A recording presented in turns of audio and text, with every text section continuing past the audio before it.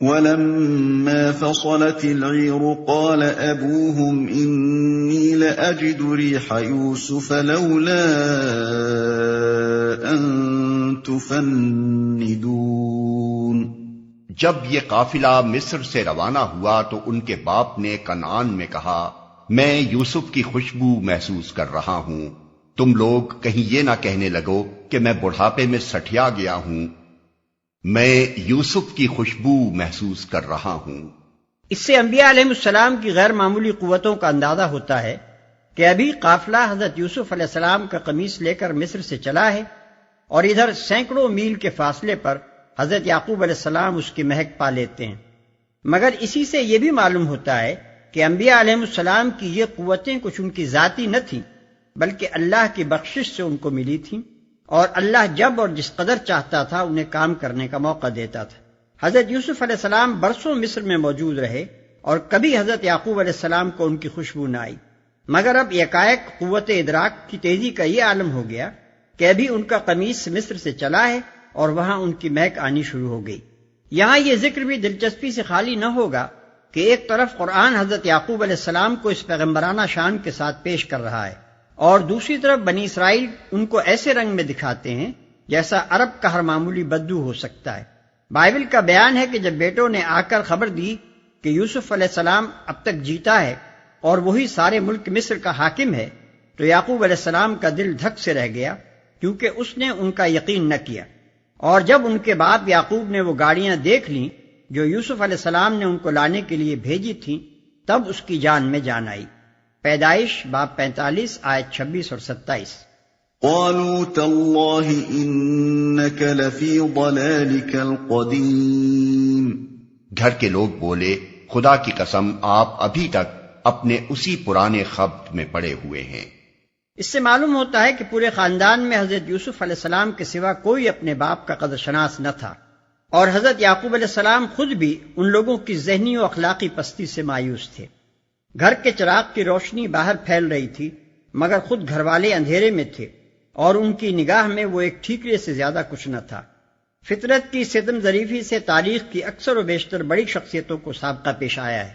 فَلَمَّا أَن جَاءَ الْبَشِيرُ أَلْقَاهُ عَلَى وَجْهِهِ فَارْتَدَّ بَصِيرًا قَالَ أَلَمْ أَقُلْ لَكُمْ إِنِّي أَعْلَمُ مِنَ اللَّهِ مَا لَا تَعْلَمُونَ۔ پھر جب خوشخبری لانے والا آیا تو اس نے یوسف کا قمیص یعقوب کے منہ پر ڈال دیا اور یکا یک اس کی بینائی اوت کر آئی۔ تب اس نے کہا، میں تم سے کہتا نہ تھا، میں اللہ کی طرف سے وہ کچھ جانتا ہوں جو تم نہیں جانتے۔ قالوا يا أبانا استغفر لنا ذنوبنا إنا كنا خاطئين۔ سب بول اٹھے، ابا جان آپ ہمارے گناہوں کی بخشش کے لیے دعا کریں، واقعی ہم خطا کار تھے۔ قال سوف استغفر لكم ربي انه هو الغفور الرحیم۔ اس نے کہا، میں اپنے رب سے تمہارے لیے معافی کی درخواست کروں گا، وہ بڑا معاف کرنے والا اور رحیم ہے۔ فلما دخلوا على يوسف آوى إليه أبويه وقال ادخلوا مصر إن شاء الله آمنين۔ پھر جب یہ لوگ یوسف کے پاس پہنچے تو اس نے اپنے والدین کو اپنے ساتھ بٹھا لیا اور اپنے سب کنبے والوں سے کہا، چلو اب شہر میں چلو، اللہ نے چاہا تو امن چین سے رہو گے۔ پھر جب یہ لوگ یوسف کے پاس پہنچے، بائبل کا بیان ہے کہ سب افراد خاندان جو اس موقع پر مصر گئے 67 تھے۔ اس تعداد میں دوسرے گھرانوں کی ان لڑکیوں کو شمار نہیں کیا گیا ہے جو حضرت یعقوب علیہ السلام کے ہاں بیاہی ہوئی آئی تھی۔ اس وقت حضرت یعقوب علیہ السلام کی عمر 130 سال تھی، اور اس کے بعد وہ مصر میں 17 سال زندہ رہے۔ اس موقع پر ایک طالب علم کے ذہن میں یہ سوال پیدا ہوتا ہے کہ بنی اسرائیل جب مصر میں داخل ہوئے تو حضرت یوسف علیہ السلام سمیت ان کی تعداد 68 تھی، اور جب تقریباً 500 سال کے بعد وہ مصر سے نکلے تو وہ لاکھوں کی تعداد میں تھے۔ بائبل کی روایت ہے کہ خروج کے بعد دوسرے سال بیابان سینا میں حضرت موسیٰ علیہ السلام نے ان کی جو مردم شماری کرائی تھی اس میں صرف قابل جنگ مردوں کی تعداد 6,03,550 تھی۔ اس کے معنی یہ ہیں کہ عورت، مرد، بچے سب ملا کر وہ کم از کم 20 لاکھ ہوں گے۔ کیا کسی حساب سے 500 سال میں 68 آدمیوں کی اتنی اولاد ہو سکتی ہے؟ مصر کی کل آبادی اگر اس زمانے میں 2 کروڑ فرض کی جائے، جو یقیناً بہت مبالغہ آمیز اندازہ ہوگا، تو اس کے معنی یہ ہے کہ صرف بنی اسرائیل وہاں 10% تھے۔ کیا ایک خاندان محض تناسل کے ذریعے سے اتنا بڑھ سکتا ہے؟ اس سوال پر غور کرنے سے ایک اہم حقیقت کا انکشاف ہوتا ہے۔ ظاہر بات ہے کہ 500 برس میں خاندان تو اتنا نہیں بڑھ سکتا، لیکن بنی اسرائیل پیغمبروں کی اولاد تھے۔ ان کے لیڈر حضرت یوسف علیہ السلام، جن کی بدولت مصر میں ان کے قدم جمے خود پیغمبر تھے، ان کے بعد 4-5 صدی تک ملک کا اقتدار انہی لوگوں کے ہاتھ میں رہا۔ اس دوران میں یقیناً انہوں نے مصر میں اسلام کی خوب تبلیغ کی ہوگی۔ اہل مصر میں سے جو لوگ اسلام لائے ہوں گے، ان کا مذہب ہی نہیں بلکہ ان کا تمدن اور پورا طریقہ زندگی غیر مسلم مصریوں سے الگ اور بنی اسرائیل سے ہم رنگ ہو گیا ہوگا۔ مصریوں نے ان سب کو اسی طرح اجنبی ٹھہرایا ہوگا جس طرح ہندوستان میں ہندوؤں نے ہندوستانی مسلمانوں کو ٹھہرایا۔ ان کے اوپر اسرائیلی کا لفظ اسی طرح چسپاں کر دیا گیا ہوگا جس طرح غیر عرب مسلمانوں پر محمدن کا لفظ آج چسپاں کیا جاتا ہے، اور وہ خود بھی دینی و تہذیبی روابط اور شادی بیاہ کے تعلقات کی وجہ سے غیر مسلم مصریوں سے الگ اور بنی اسرائیل سے وابستہ ہو کر رہ گئے ہوں گے۔ یہی وجہ ہے کہ جب مصر میں قوم پرستی کا طوفان اٹھا تو مظالم صرف بنی اسرائیل ہی پر نہیں ہوئے بلکہ مصری مسلمان بھی ان کے ساتھ یکساں لپیٹ لیے گئے، اور جب بنی اسرائیل نے ملک چھوڑا تو مصری مسلمان بھی ان کے ساتھ ہی نکلے اور ان سب کا شمار اسرائیلیوں ہی میں ہونے لگا۔ ہمارے اس قیاس کی تائید بائبل کے متعدد اشارات سے ہوتی ہے۔ مثال کے طور پر خروج میں جہاں بنی اسرائیل کے مصر سے نکلنے کا حال بیان ہوا ہے، بائبل کا مصنف کہتا ہے کہ ان کے ساتھ ایک ملی جلی گروہ بھی گئی، باب 12 آیت 38۔ اسی طرح گنتی میں وہ پھر کہتا ہے کہ جو ملی جلی بھیڑ ان لوگوں میں تھی وہ طرح طرح کی حرص کرنے لگی، باب 11 آیت 4۔ پھر بتدریج ان غیر اسرائیلی مسلمانوں کے لیے اجنبی اور پردیسی کی اصطلاحیں استعمال ہونے لگیں۔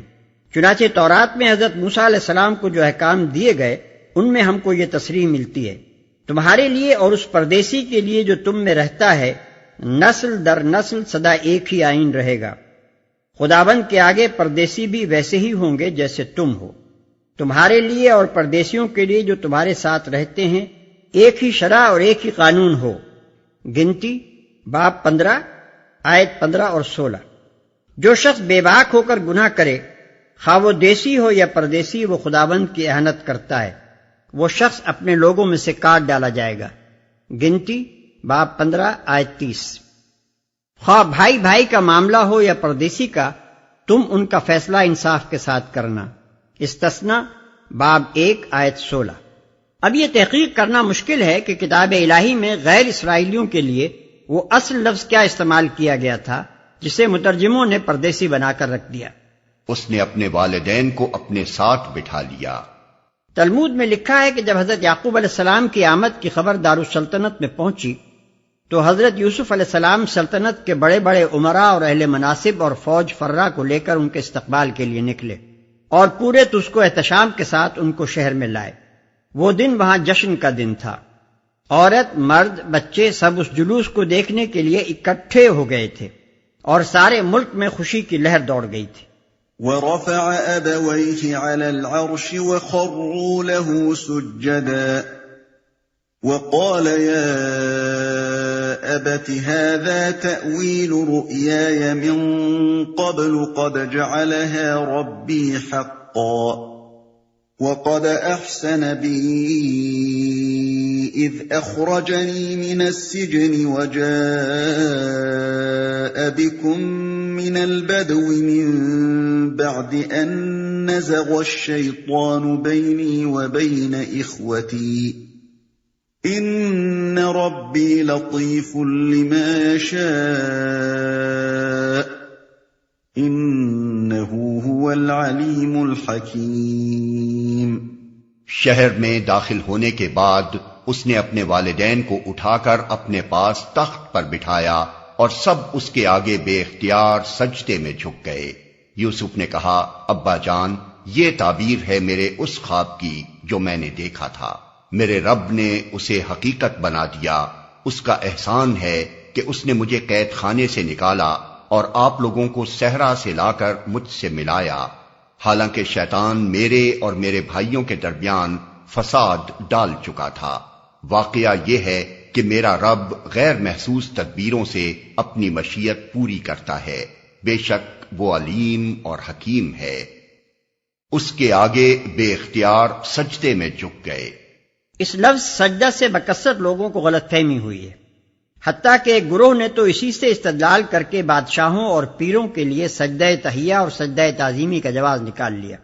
دوسرے لوگوں کو اس قواعد سے بچنے کے لیے اس کی یہ توجیہ کرنی پڑی کہ اگلی شریعتوں میں صرف سجدہ عبادت غیر اللہ کے لیے حرام تھا، باقی رہا وہ سجدہ جو عبادت کے جذبے سے خالی ہو تو وہ خدا کے سوا دوسروں کو بھی کیا جا سکتا تھا۔ البتہ شریعت محمدی صلی اللہ علیہ وسلم میں ہر قسم کا سجدہ غیر اللہ کے لیے حرام کر دیا گیا، لیکن ساری غلط فہمیاں دراصل اس وجہ سے پیدا ہوئی ہیں کہ لفظ سجدہ کو موجودہ اسلامی اصطلاح کا ہم معنی سمجھ لیا گیا، یعنی ہاتھ، گھٹنے اور پیشانی زمین پر ٹکانا، حالانکہ سجدہ کے اصل معنی محض جھکنے کے ہیں، اور یہاں یہ لفظ اسی مفہوم میں استعمال ہوا ہے۔ قدیم تہذیب میں یہ عام طریقہ تھا، اور آج بھی بعض ملکوں میں اس کا رواج ہے کہ کسی کا شکریہ ادا کرنے کے لیے یا کسی کا استقبال کرنے کے لیے یا محض سلام کرنے کے لیے سینے پر ہاتھ رکھ کر کسی حد تک آگے کی طرف جھکتے تھے۔ اسی جھکاؤ کے لیے عربی میں سجود اور انگریزی میں باؤ کے الفاظ استعمال کیے جاتے ہیں۔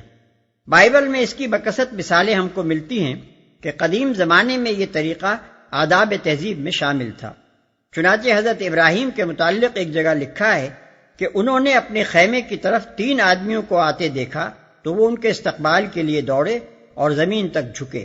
عربی بائبل میں اس موقع پر جو الفاظ استعمال کیے گئے ہیں وہ یہ ہیں: فَلَمَّا نَظَرَ رَكَضَ لِاسْتِقْبَالِهِمْ مِنْ بَابِ الْخَيْمَةِ وَسُجَّدًا إِلَى الْأَرْضِ۔ تکوین باب 18 آیت 3۔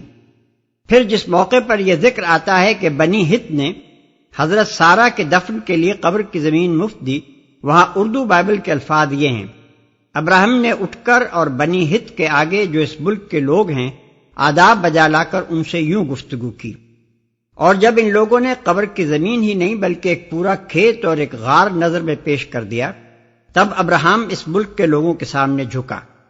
مگر عربی ترجمے میں ان دونوں مواقع پر آداب بجا لانے اور جھکنے کے لیے سجدہ کرنے ہی کے الفاظ استعمال ہوئے ہیں۔ مثلا فقام ابراہیم وسجد لشعب الارض لبنی ہت، تکوین باب 23 آیت 7، اور فسجد ابراہیم امام شعب الارض، باب 23 آیت 12۔ انگریزی بائبل میں ان مواقع پر جو الفاظ آئے ہیں وہ یہ ہیں: bowed himself toward the ground, bowed himself to the people of the land and Abraham bowed۔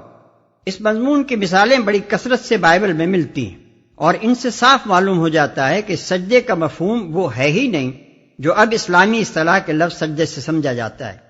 جن لوگوں نے معاملے کی حقیقت کو جانے بغیر اس کی تعویل میں سرسری طور پر یہ لکھ دیا ہے کہ اگلی شریعتوں میں غیر اللہ کو تعظیمی سجدہ کرنا یا سجدہ تحیہ بجا لانا جائز تھا، انہوں نے محض ایک بے اصل بات کہی ہے۔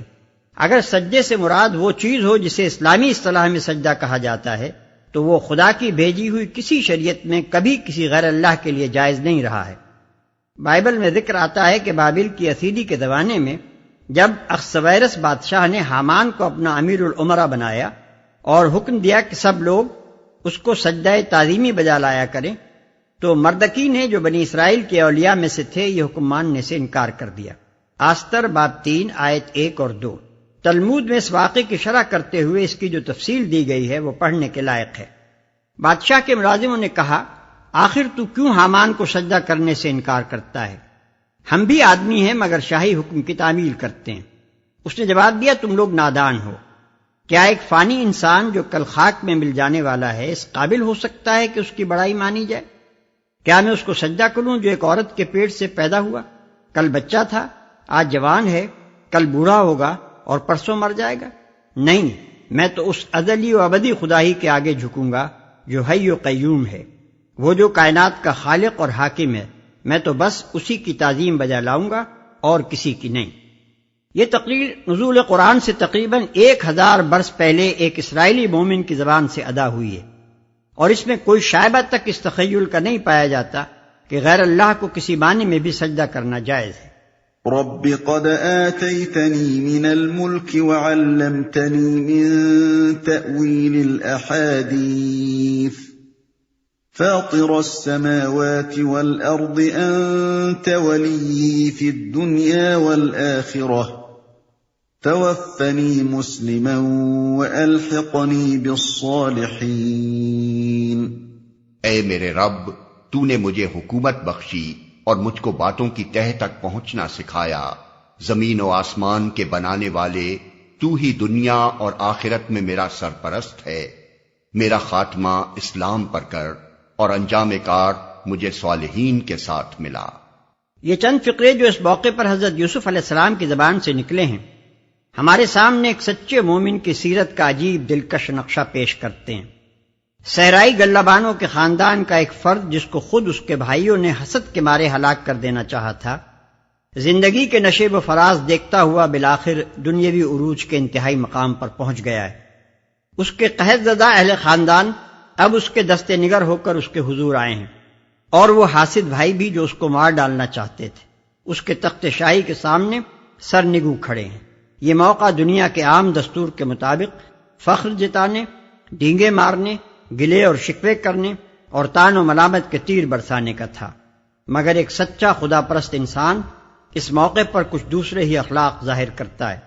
وہ اپنے اس عروج پر فخر کرنے کے بجائے اس خدا کے احسان کا اعتراف کرتا ہے جس نے اسے یہ مرتبہ عطا کیا۔ وہ خاندان والوں کو اس ظلم و ستم پر کوئی ملامت نہیں کرتا جو اوائل عمر میں انہوں نے اس پر کیے تھے۔ اس کے برعکس وہ اس بات پر شکر ادا کرتا ہے کہ خدا نے اتنے دنوں کی جدائی کے بعد ان لوگوں کو مجھ سے ملایا۔ وہ حاسد بھائیوں کے خلاف شکایت کا ایک لفظ زبان سے نہیں نکالتا، حتیٰ کہ یہ بھی نہیں کہتا کہ انہوں نے میرے ساتھ برائی کی تھی، بلکہ ان کی صفائی خود ہی اس طرح پیش کرتا ہے کہ شیطان نے میرے اور ان کے درمیان برائی ڈال دی تھی، اور پھر اس برائی کے بھی برے پہلو چھوڑ کر اس کا یہ اچھا پہلو پیش کرتا ہے کہ خدا جس مرتبے پر مجھے پہنچانا چاہتا تھا اس کے لیے یہ لطیف تدبیر اس نے فرمائی، یعنی بھائیوں سے شیطان نے جو کچھ کرایا اسی میں حکمت الہی کے مطابق میرے لیے خیر تھی۔ چند الفاظ میں یہ سب کچھ کہہ جانے کے بعد وہ بے اختیار اپنے خدا کے آگے جھک جاتا ہے، اس کا شکر ادا کرتا ہے کہ تو نے مجھے بادشاہی دی اور وہ قابلیتیں بخشی جن کی بدولت میں قید خانے میں سڑنے کے بجائے آج دنیا کی سب سے بڑی سلطنت پر فرما روائی کر رہا ہوں، اور آخر میں خدا سے کچھ مانگتا ہے تو یہ کہ دنیا میں جب تک زندہ رہوں تیری بندگی و غلامی پر ثابت قدم رہوں، اور جب اس دنیا سے رخصت ہوں تو مجھے نیک بندوں کے ساتھ ملا دیا جائے۔ کس قدر بلند اور کتنا پاکیزہ ہے یہ نمونہ سیرت۔ حضرت یوسف علیہ السلام کی اس قیمتی تقریر نے بھی بائبل اور تلمود میں کوئی جگہ نہیں پائی ہے۔ حیرت ہے کہ یہ کتابیں قصوں کی غیر ضروری تفصیلات سے تو بھری پڑی ہیں، مگر جو چیزیں کوئی اخلاقی قدر و قیمت رکھتی ہیں اور جن سے انبیاء علیہ السلام کی اصلی تعلیم اور ان کے حقیقی مشن اور ان کی سیرتوں کے سبق آموز پہلوؤں پر روشنی پڑتی ہے، ان سے ان کتابوں کا دامن خالی ہے۔ یہاں یہ قصہ ختم ہو رہا ہے، اس لیے پھر اس حقیقت پر متنبہ کر دینا ضروری ہے کہ قصہ یوسف علیہ السلام کے متعلق قرآن کی یہ روایت اپنی جگہ ایک مستقل روایت ہے، بائبل یا تلمود کا چربہ نہیں ہے۔ تینوں کتابوں کا متقابل مطالعہ کرنے سے یہ بات واضح ہو جاتی ہے کہ قصے کے متعدد اہم اجزاء میں قرآن کی روایت ان دونوں سے مختلف ہے۔ بعض چیزیں قرآن ان سے زائد بیان کرتا ہے اور بعض ان سے کم، اور بعض میں ان کی تردید کرتا ہے، لہذا کسی کے لیے یہ کہنے کی گنجائش نہیں ہے کہ محمد صلی اللہ علیہ وسلم نے جو قصہ سنایا وہ بنی اسرائیل سے سن لیا ہوگا۔ ذلك من أنباء الغيب نوحيه إليك وما كنت لديهم إذ أجمعوا أمرهم وهم يمكرون وما أكثر الناس ولو حرصت بمؤمنين۔ اے محمد، یہ قصہ غیب کی خبروں میں سے ہے جو ہم تم پر وحی کر رہے ہیں، ورنہ تم اس وقت موجود نہ تھے جب یوسف کے بھائیوں نے آپس میں اتفاق کر کے سازش کی تھی، مگر تم خواہ کتنا ہی چاہو ان میں سے اکثر لوگ مان کر دینے والے نہیں ہیں۔ یعنی ان لوگوں کی ہٹ دھرمی کا عجیب حال ہے۔ تمہاری نبوت کی آزمائش کے لیے بہت سوچ سمجھ کر اور مشورے کر کے جو مطالبہ انہوں نے کیا تھا اسے تم نے بھری محفل میں برجستہ پورا کر دیا۔ اب شاید تم متوقع ہوگے کہ اس کے بعد تو انہیں یہ تسلیم کر لینے میں کوئی تعمل نہ رہے گا کہ تم یہ قرآن خود تصنیف نہیں کرتے ہو بلکہ واقعی تم پر وحی آتی ہے، مگر یقین جانو کہ یہ اب بھی نہ مانیں گے اور اپنے انکار پر جمے رہنے کے لیے کوئی دوسرا بہانہ ڈھونڈ نکالیں گے، کیونکہ ان کے نہ ماننے کی اصل وجہ یہ نہیں ہے کہ تمہاری صداقت کا اطمینان حاصل کرنے کے لیے یہ کھلے دل سے کوئی معقول دلیل چاہتے تھے اور وہ ابھی تک انہیں نہیں ملی، بلکہ اس کی وجہ صرف یہ ہے کہ تمہاری بات یہ ماننا چاہتے نہیں ہیں، اس لیے ان کو تلاش دراصل ماننے کے لیے کسی دلیل کی نہیں بلکہ نہ ماننے کے لیے کسی بہانے کی ہے۔ اس کلام سے مقصود نبی صلی اللہ علیہ وسلم کی کسی غلط فہمی کو رفع کرنا نہیں ہے، اگرچہ بظاہر خطاب آپ ہی سے ہے، لیکن اس کا اصل مقصد مخاطب گروہ کو جس کے مجمع میں یہ تقریر کی جا رہی تھی ایک نہایت لطیف و بلیغ طریقے سے اس کی ہٹ دھرمی پر متنبہ کرنا ہے۔ انہوں نے اپنی محفل میں آپ کو امتحان کے لیے بلایا تھا اور اچانک یہ مطالبہ کیا تھا کہ اگر تم نبی ہو تو بتاؤ بنی اسرائیل کے مصر جانے کا قصہ کیا ہے۔ اس کے جواب میں ان کو وہیں اور اسی وقت پورا قصہ سنا دیا گیا اور آخر میں یہ مختصر سا فقرہ کہہ کر آئینہ بھی ان کے سامنے رکھ دیا گیا کہ ہٹ دھرموں اس میں اپنی صورت دیکھ لو، تم کس منہ سے امتحان لینے بیٹھے تھے۔ معقول انسان اگر امتحان لیتے ہیں تو اس لیے لیتے ہیں کہ اگر حق ثابت ہو جائے تو اسے مان لیں، مگر تم وہ لوگ ہو جو اپنا منہ مانگا ثبوت مل جانے پر بھی مان کر نہیں دیتے۔ وَمَا تَسْأَلُهُمْ عَلَيْهِ مِنْ أَجْرٍ إِنْ هُوَ إِلَّا ذِكْرٌ لِّلْعَالَمِينَ۔ حالانکہ تم اس خدمت پر ان سے کوئی اجرت بھی نہیں مانگتے ہو، یہ تو ایک نصیحت ہے جو دنیا والوں کے لیے عام ہے۔ اوپر کی تنبیہ کے بعد یہ دوسری لطیف تر تنبیہ ہے جس میں ملامت کا پہلو کم اور فہمائش کا پہلو زیادہ ہے۔